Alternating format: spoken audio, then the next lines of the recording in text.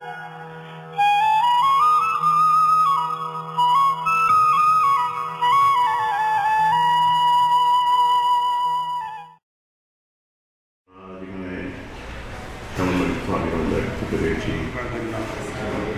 Awami League California শাখার সভাপতি জনাব ঢালী মোফাজ্জল হোসেনকে মঞ্চে আসার জন্য অনুরোধ করছি।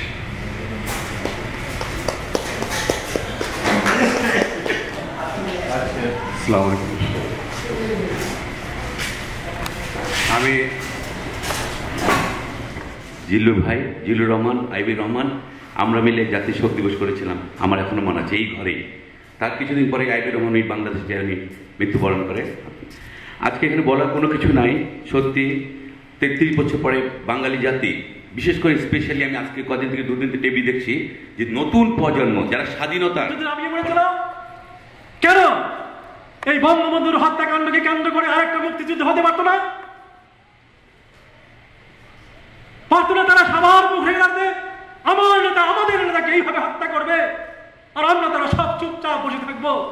তাহলে আমরা কেন আমাদের মুখে এই বঙ্গবন্ধুর পাঠ্যপুস্তকে মিথ্যে ইতিহাস ছাপানো এবং প্রজন্মান্তরে সেই ভুল এবং মিথ্যে শিক্ষা দেয়া হয়েছে।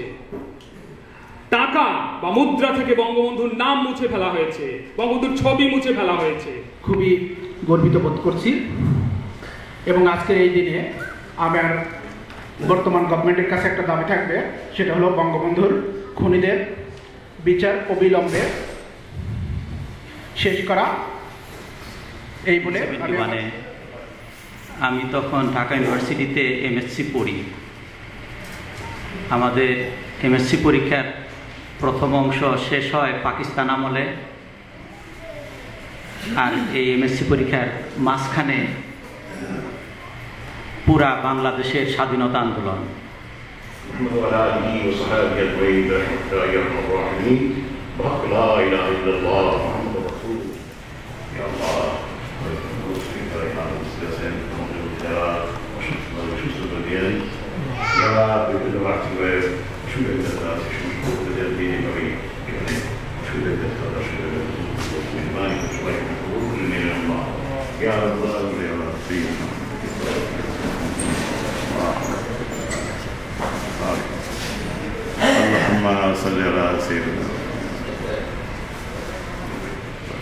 ঢোকার পরেই, পেছন থেকে ঢোকার পরেই বঙ্গবন্ধুর ডাইনিং রুম পরে সেখানে তারা খেয়েছিলেন।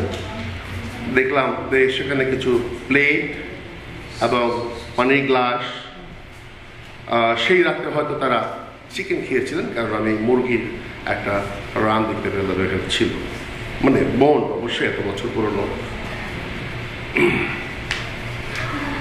তো ওখানে লাইন খুঁজছিলাম যে কোথা থেকে কারেন্ট নেব, পাচ্ছিলাম না, নিচ থেকে লাইন নিয়ে লাইট জ্বালিয়ে করলাম। করার পরে দেখতে পেলাম যে তছনছ অবস্থার ভিতরে নেই, সব ছড়ানো। এই ইতিহাস সম্বন্ধে, বিকৃত ইতিহাস সম্বন্ধে আমার চেয়ে অনেক ভালো বলতে পারবেন। তাদের সুযোগ দিয়ে আমরা আমাদের অনুষ্ঠান আরও সামনে দিয়ে এগিয়ে নিয়ে যাব, এই বলে আমার বক্তব্য শেষ করি। জন্য যারা দায়ী, সেই আমি সরাসরি নামই বলবো জিয়া রহমান এবং তার দোসররা। জিয়া রহমান গংরা বঙ্গবন্ধুকে হত্যা করেই শেষ হয়নি, তারপরও জেলখানায়।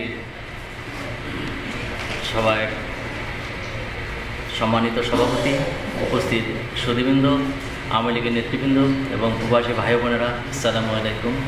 আজকে বক্তৃতার বিষয় নয়, আজকে আমরা বঙ্গবন্ধুর আত্মার মাগফিরাত কামনা করার শুভেচ্ছা। আজকের দিনটি আসলে শোক দিবস, কিন্তু আমার কাছে অনেক আনন্দের এই জন্যই যে আপনারা সবাই জানেন যে 33 বছর পরে এই দিনটিকে জাতীয় শোক দিবস হিসেবে করতেছি। 33তম শাহাদত দিবস।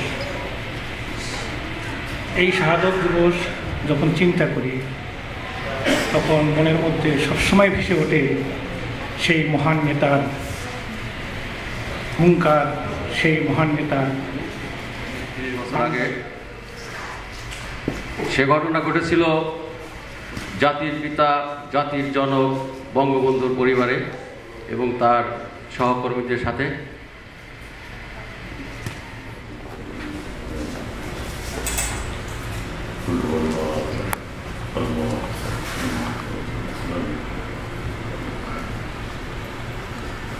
قل أعوذ برب الفلق من بعد قل أعوذ برب الفلق من شر ما خلق من شر الغاسق